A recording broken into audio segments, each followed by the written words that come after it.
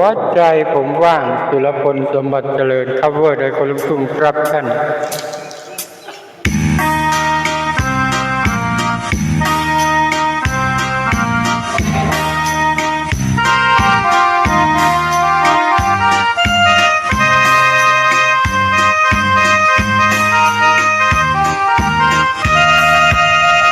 หัวใจผมว่างจะมีใครบ้างจับจอง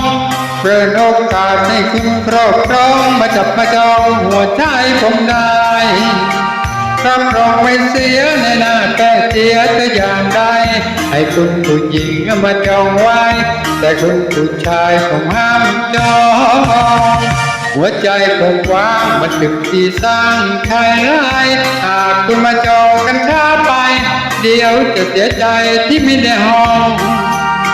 หากคุณมาช้าคนอื่นคงคว้าใจผมไปครองถ้าหากคุณพลาดการเป็นอะไรของแล้วคุณจะต้องเสียได้ถ้าหากคุณจองรับรองเมื่อไรเมื่อนั้นผมบริการรับใช้ไม่ได้แน่นาย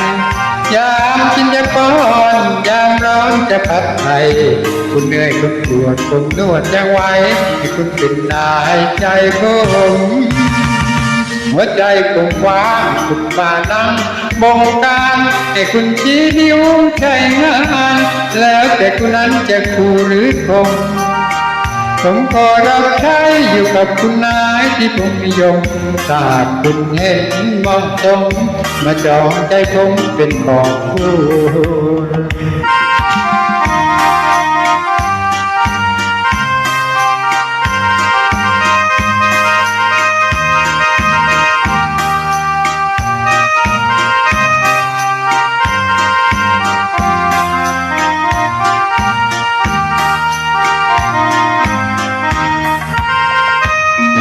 คุณจองรับรองเมื่อไรเมื่อนา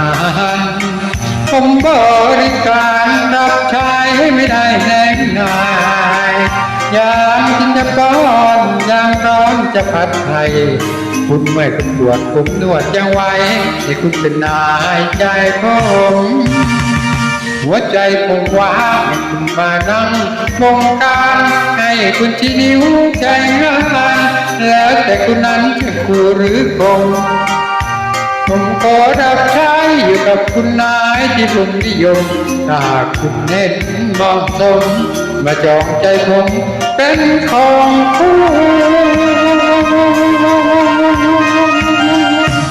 ขอบคุณมากครับ